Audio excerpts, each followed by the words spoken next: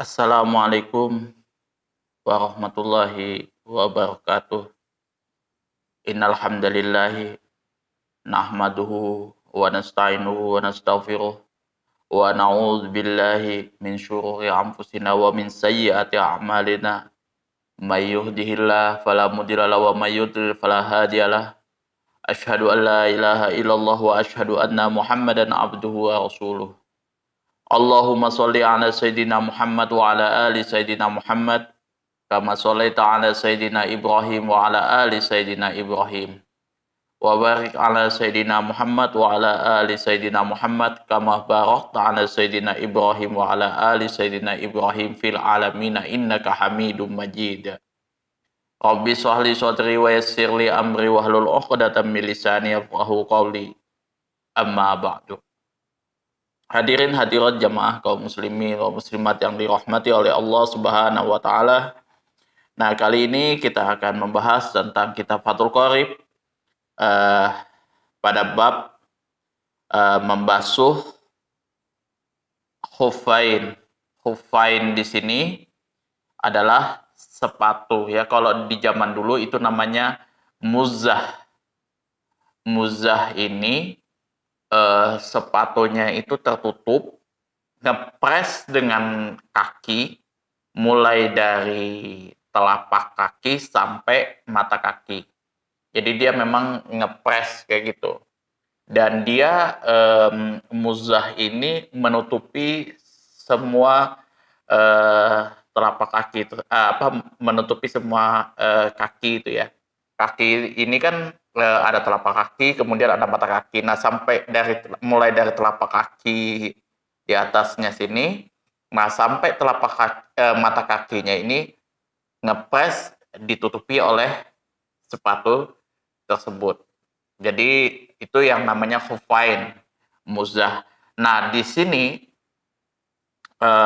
ada pembahasan khusus pada bab membasuh khuffain, mengusap khuffain. Nah, ini juga nanti yang menjadi dalil kiasan bagi kita yang boleh nggak mengusap anggota tubuh yang terkena perban, apa yang diperban. Ya, pada saat diperban kayak gitu kan. Nah, misalkan tangan kita diperban. Nah, kemudian pada saat kita mau wudhu, nah perban itu apakah harus dibuka atau cukup diusap seperti itu. Nah, di sini ada pembahasannya. Faslun fi mashi alal khuffain. Fasal di dalam mengusap alal khuffain atas muzzah. Wal mashu alal khuffain, dan membasuh kepada kedua muzzah, jaizun, boleh, fil wudu'i, pada di dalam wudu, la fi ghusli fardin au naflin, tidak boleh mengusap muzzah ini pada saat mandi wajib fardin, mandi wajib, au naflin, atau mandi sunnah. Jadi kalau misalkan mandi wajib atau mandi sunnah itu tidak boleh kita cukup untuk mengusap, tapi harus dibasuh. Jadi muzzah kita itu harus dibuka. Itu pada saat kita mandi wajib dan mandi sunnah. Tapi kalau misalkan di sini wudhu, boleh diusap. Wala fi izalati najasatin, dan juga tidak boleh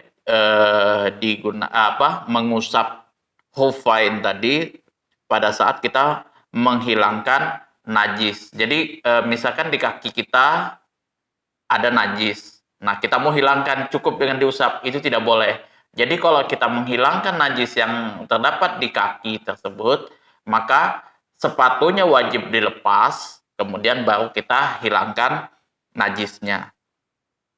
Falau ajnaba dan apabila seseorang yang menggunakan muzah tadi berjunub, wadumiyat rijluhu dan berdarah kakinya,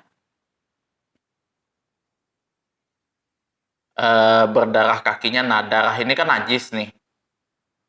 Fa'aradal mashah, dan seseorang tersebut menghendaki mengusap khufainnya tadi, muzahnya tadi, badalan sebagai ganti an ghusli rujli, dari membasuh kaki, lam yajuz, maka tidak boleh.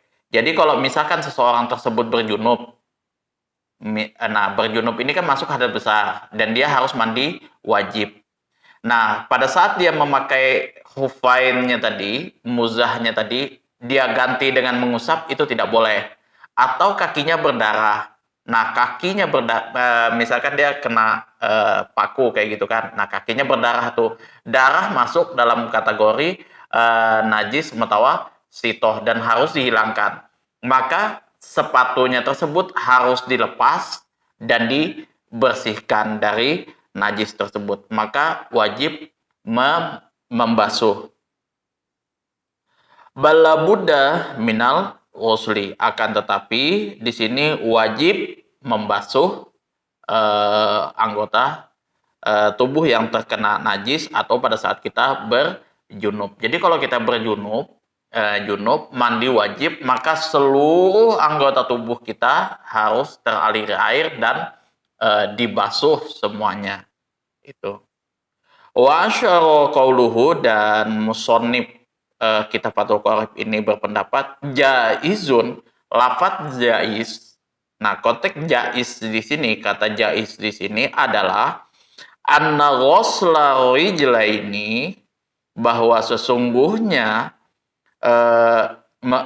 jaizun ini, konteks jaizun ini memberikan pengertian anna ghusla rijlain, bahwa membasuh kaki, kedua kaki tersebut, abdolun minal mashi, lebih abdol daripada mengusap. Jadi sebenarnya dia konteksnya dibolehkan, tetapi yang dimaksud dari musannif di sini, dibolehkan di sini adalah membasuh lebih abdol daripada mengusap. Jadi kalau misalkan kita bisa membasuh, maka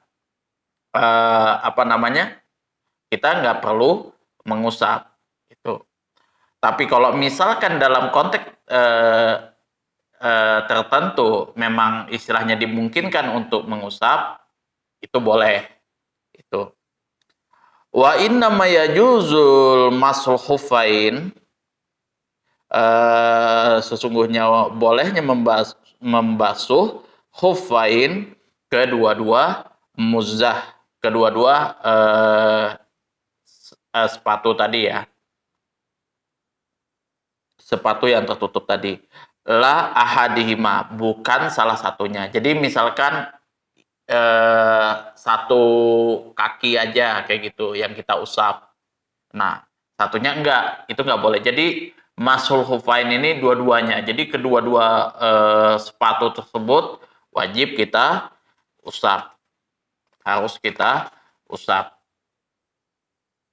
La ahadihima faqat, bukan salah satu dari keduanya itu saja. Illa ayakuna faqidal ukhra, jika kecuali jika memenuhi dari beberapa kriteria persyaratan, bisalah sati syara'id, dengan di sini ada kriteria syaratnya, ada 3 syaratnya. Nah, yang pertama di sini syaratnya ayyabtadi'a syakhsu, hendaklah memulai, fa'ilnya di sini, di mana fa'ilnya di sini adalah syakhsu. Nah, hendaklah seseorang tersebut memulai labsuhuma, memulai mengenakannya, memakainya tadi, ba'da kamalit toharoti, setelah sempurnanya toharoh, setelah sempurna sucinya seseorang tersebut. Jadi seseorang tersebut sudah mandi besar, misalkan dia ini berjunub. Nah, berjunub mau meneruskan perjalanan nih. Misalkan sudah berjunub kayak gitu. Nah, dia mandi wajib. Nah, jadi seseorang tersebut harus sudah bersih semua, mandi wajibnya, kemudian wudhunya dan lain sebagainya sudah kelar. Nah, baru dia memulai menggunakan khufain tadi. Walau ghasala rijlan wa albasa khuffaha. Kalau jika seumpamanya di sini ghasala rijlan membasuh satu kaki wa albasa kemudian memakai wa albasa khuffaha, kemudian memakai dengan kaki tersebut khuffaha muzahnya tadi, summa fa'ala bil kemudian berbuat seperti itu juga, dibasuh kemudian dipakai lagi. Nah, bilho dengan yang lainnya, kadzalika lam yakfi, maka itu tidak cukup. Jadi misalnya nih kita basuh dulu kaki kita, baru dipasang. Kemudian satunya lagi dibasuh lagi, baru dipasang. Itu tidak boleh. Jadi harus paket kedua-duanya. Kaki kita dibasuh kedua-duanya, 1, 2 kayak gitu. Nah, baru kita pasang. Satu lagi, baru kita pasang lagi. Kalau misalkan kita basuh saja dipasang, satunya lagi dibasuh maka dipasang, maka menurut musonib itu tidak cukup, tidak boleh. Walau ibtada'a, kalau misalkan memulai labsuha, memulai memakainya tadi menggunakan walau ibtada'a labsuhuma, jika memulai memakai khufain tadi, kedua sepatu tersebut, ba'da kamali toharoti, setelah sempurnanya toharoh, sempurnanya bersuci, summa ahdasa, kemudian seseorang tersebut berhadas, qabla, sebelum, usuli rijli, terpasangnya kaki kita tersebut, qadamal khufain, pada telapak muzahnya tadi, qadamal khuffi, qadamal khuffi ini telapak kaki sepatu tadi. Jadi kaki kita belum terpasang nih ke sepatu. Lam yajuzil masuk, maka tidak boleh diusap. Jadi misalkan seperti ini nih, kita mau memakai sepatu nih, misalkan sudah bersuci nih, sudah habis kelar semua nih, kita sudah mandi wajib, kemudian kita sudah berwudu kayak gitu. Nah, pada saat kita memasang sepatu, kemudian kita berhadas. Nah, entah itu kentut, entah itu apa kayak gitu kan. Sebelum sepatu yang kita gunakan ini terpasang secara sempurna, maka yaitu tadi, kita tidak boleh mengusap sepatu kita. Jadi kita harus ulang lagi berwudu kita itu secara sempurna, baru kita pasang kaki kita, sepatu kita tadi secara sempurna, maka sudah terpasang nih. Nah, baru kalau misalkan kita berhadas, buang air besar atau buang air kecil, nah kita mau berwudu lagi, maka boleh sepatu tersebut cuman diusap, bukan harus membasuh kaki kita seperti itu. Jadi boleh diusap seperti itu. Syarat yang kedua adalah wa ayyakuna air khuffani, dan hendaklah ada kedua sepatu tersebut satirina, satiroini, menutupi, kedua sepatu tersebut menutupi limahali, kedua tempat ghusli fardin minal qadamaini, bika baihima, menutupi tempat-tempat yang wajib dibasuh minal qadamaini, dari kedua kaki kita tersebut, dari kedua kaki kita yang pakai biasa untuk berwudu, bika baihima, menutupi sampai ke mata kaki.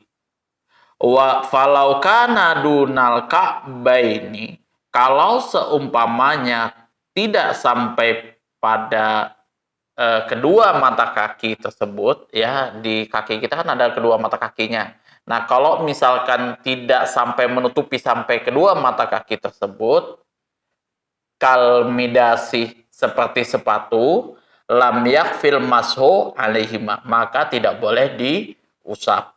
Jadi sepatu yang dimaksud dalam kategori yang wajib diusap itu adalah sepatu yang memang menutupi kaki tersebut sampai kedua mata kaki, dan itu dia ngepres. Jadi kalau zaman dulu tuh diikat betul-betul kayak gitu. Jadi memang kalau untuk ngelepasnya itu susah itu.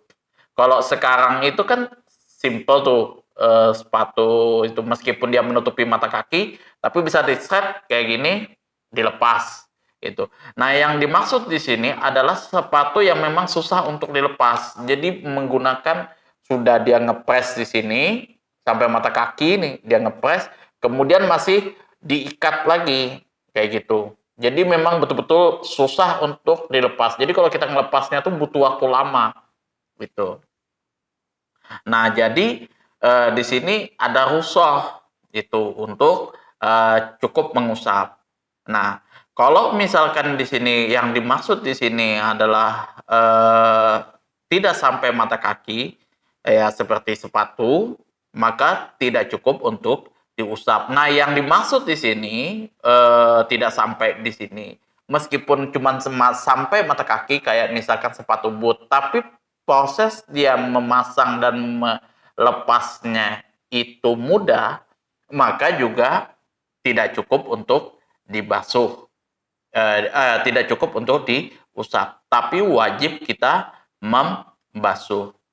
Wal muradu bisatiri huna al hailu.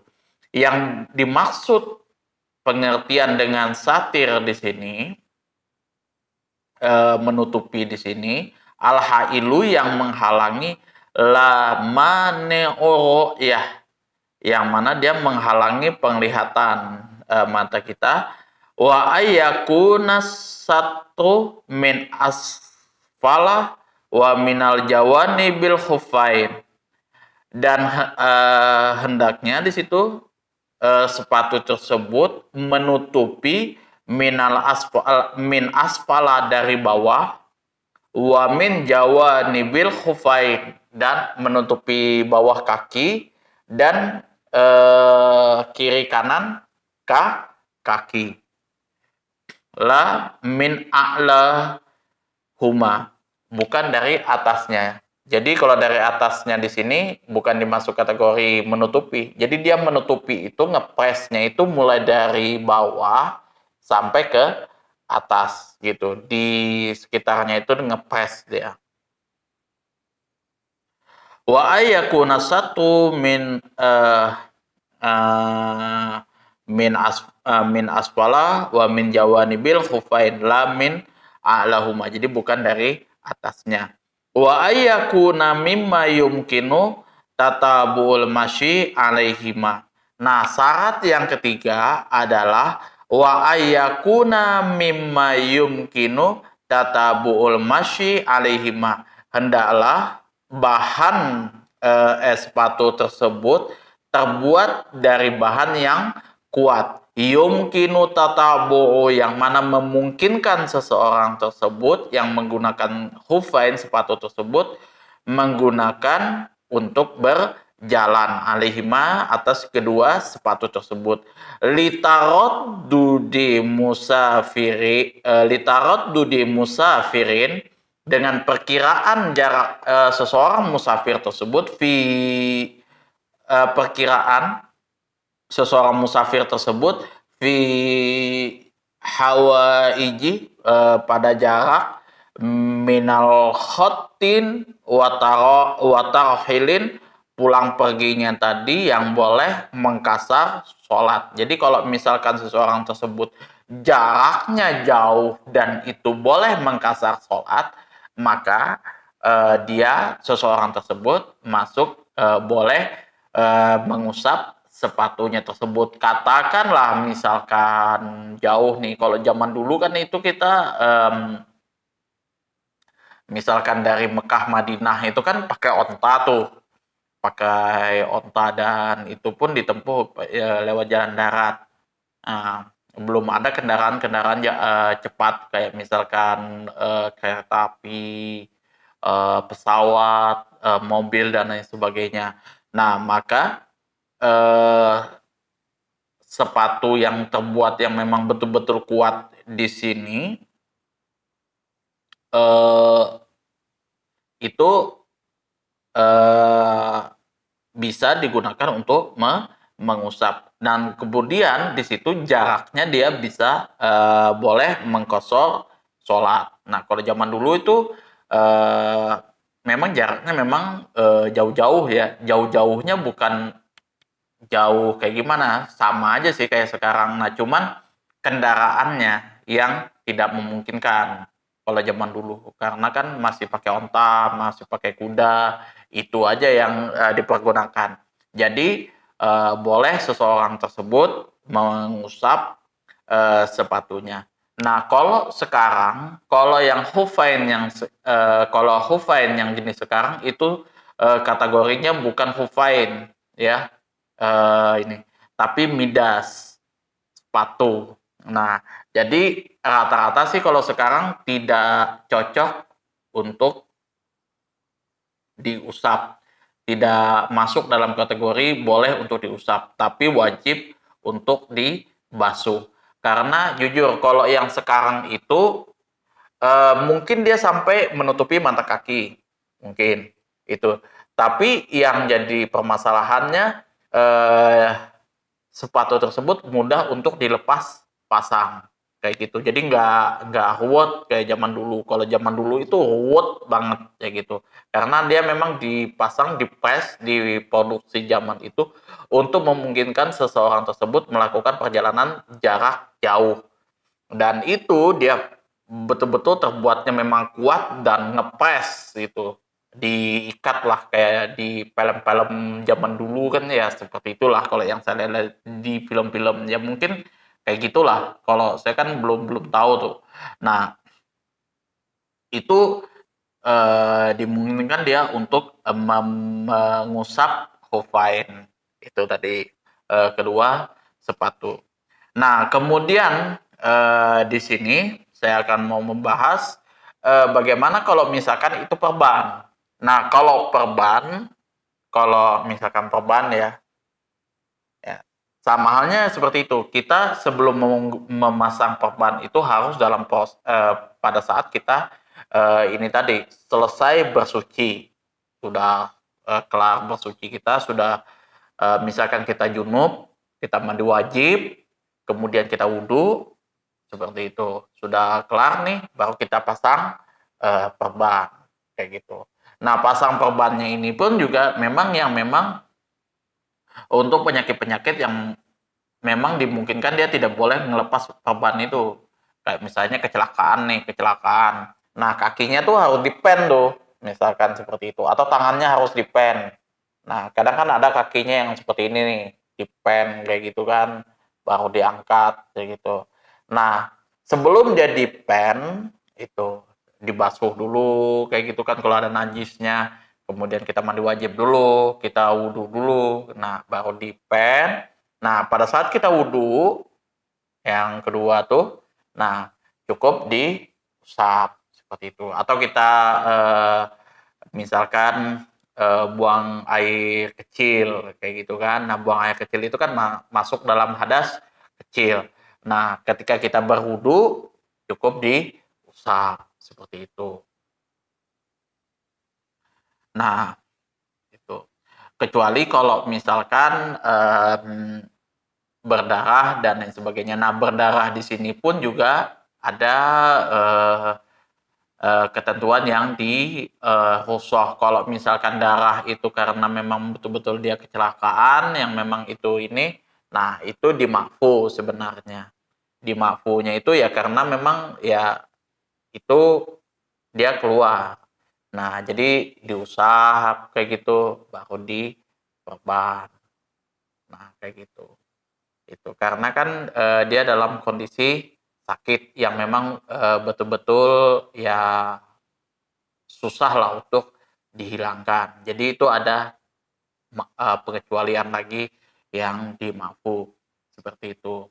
Kayak perban itu kan perban itu sudah diperban kayak gitu kan ada darahnya tuh. Nah darahnya yang menempel di situ itu nggak perlu harus dihilangkan karena walau bagaimanapun ya perban itulah yang menutupi darahnya tadi supaya untuk tidak mengalir lagi itu nggak ada masalah. Jadi yang penting dia sudah dibersihkan dulu, sudah seperti itu dia sudah wudhu apa segala macam. Nah sudah diikat.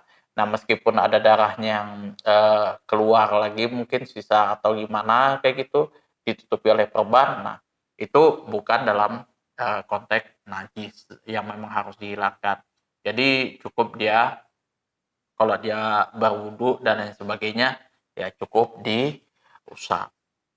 Nah, kemudian di sini ada pertanyaan, Ustadz, bagaimana kalau misalkan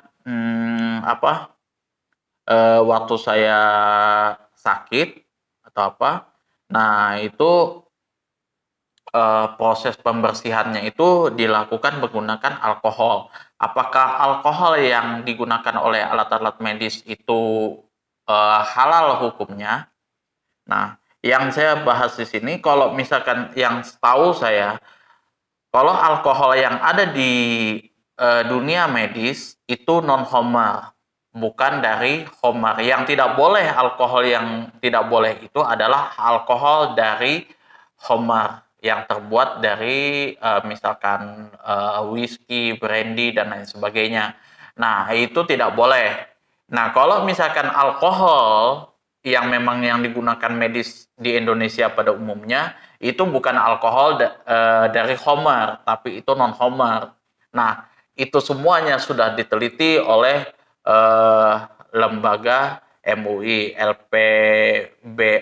BPOM itu kalau tidak salah.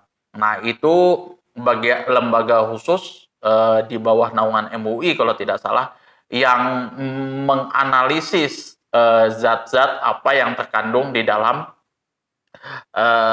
alkohol tersebut. Dan alkohol yang beredar di Indonesia yang untuk medis itu memang bukan alkohol yang terbuat dari homer. Jadi ini misalkan brandy nih, misalkan ini homer, brandy atau whisky atau wine dan lain sebagainya, vodka kayak gitu kan. Nah, kemudian dari minuman ini diambil serpatinya, alkoholnya, kemudian dibikin untuk dunia medis itu tidak boleh.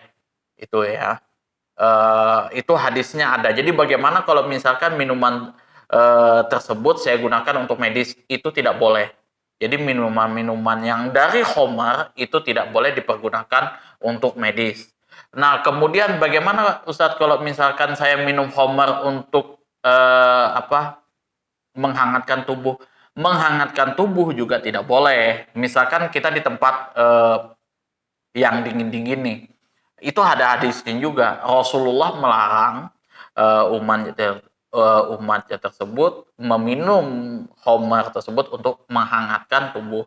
Itu Rasulullah juga melarang. Jadi di dalam kitab Sunan Abu Daud itu ada dijelaskan pada saat itu ada sahabat Rasulullah yang bertanya, wahai Rasulullah, saya posisi saya ini di tempat yang dingin di situ.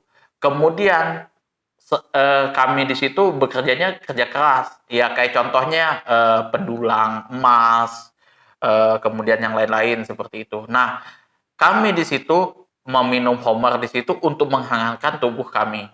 Maka apa jawaban Rasulullah? Itu tidak boleh. Nah, apabila mereka dikasih tahu tetap menolak, maka perangilah dia.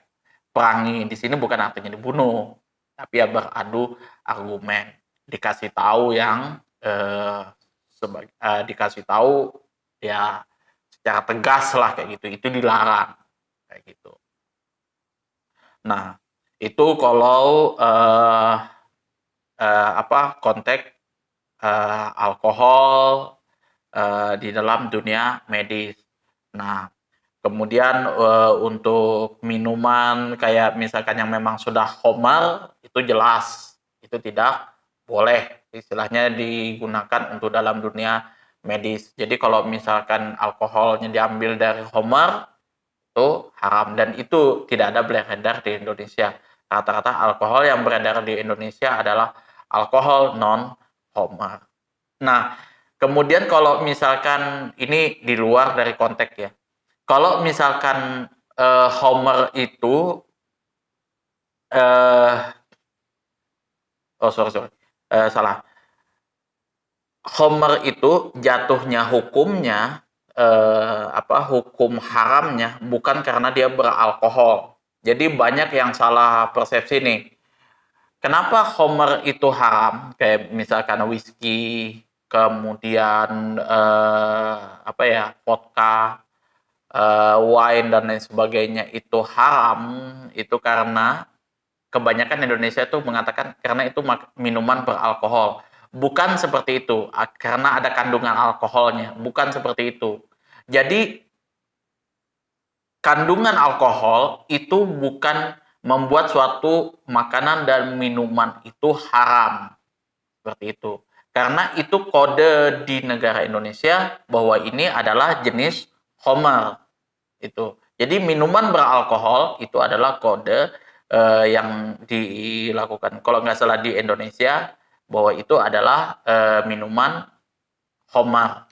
Nah, yang beralkoholnya di situ tidak semua minuman atau makanan yang beralkohol itu haram. Bisa jadi itu nabil.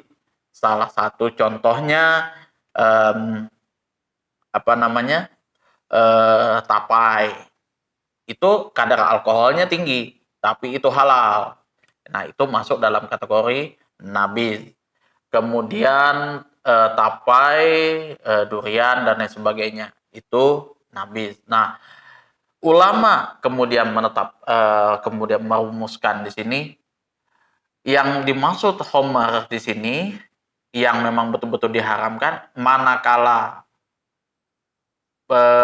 proses pembuatannya tersebut mulai dari proses pembuatannya kayak penyulingannya dan lain sebagainya kayak gitu kan memang diperuntukkan untuk minum minuman keras bermabuk-mabukan peruntukannya untuk bermabuk-mabukan maka sudah jadi masuk dalam kategori khamar. Nah, manakala bahan makanan atau minuman yang memang bukan untuk mabuk-mabukan itu maka bukan dalam kategori khamar seperti itu. Nah, apakah bahan kayak brandy, whisky dan lain sebagainya itu bahannya dari alkohol? Enggak. Kalau bahannya itu bukan dari alkohol, kayak misalkan ada anggur, kurma dan lain sebagainya. Itu kan kalau zaman Rasulullah, khamar itu buatannya itu dari anggur dan kurma. Itu ada hadisnya. Kemudian Umar bin Khattab kemudian mengklasifikasikan lagi bahan-bahan khamar itu menjadi 5. Anggur, kurma, gandum, kemudian apalagi biji-bijian kayak gitu. Nah, jadi 5 itu ada hadisnya. Itu di zaman Rasulullah di zaman Rasulullah dan para sahabat. Nah, kalau misalkan di situ memang sudah proses pembuatannya untuk minum-minuman keras ya, untuk mabuk-mabukan, maka itu sudah masuk dalam kategori khamar. Nah, di Indonesia itu brand-brand yang seperti itu yang jenis-jenis khamar itu dikodekan dikategorikan sebagai minuman beralkohol Itu. Minuman beralkohol itu adalah artinya di situ adalah minuman khamar. Dan itu haram. Nah, jadi haramnya itu bukan karena dia beralkohol, tapi ya memang karena produksinya itu untuk bermabuk-mabukan. Jadi menelaah suatu hukum jangan sampai keliru. Kita harus detailkan. Nah, seperti itu. Kenapa dia menjadi haram, halal dan lain sebagainya. Nah, mungkin cukup sampai sekian apa yang bisa saya sampaikan. Kalau misalkan ada yang ditanyakan, silahkan aturkan di kolom komentar. Seperti itu, apa yang saya bisa jawab, saya akan jawab semampu saya. Seperti itu. Nah, kalau misalkan ada yang mau didiskusikan, silahkan. Kalau misalkan ada yang mau didiskusikan, saya minta maaf apabila ada kesalahan kata, kemudian ada kata-kata saya yang menyinggung, karena kemampuan saya memang terbatas ya, bukan kategori ustadz atau alim ulama, nah seperti itu. Saya hanya menyampaikan apa yang saya sudah pelajari waktu saya mondok di pondok pesantren, kayak gitu. Akhirul kalam, assalamualaikum warahmatullahi wabarakatuh.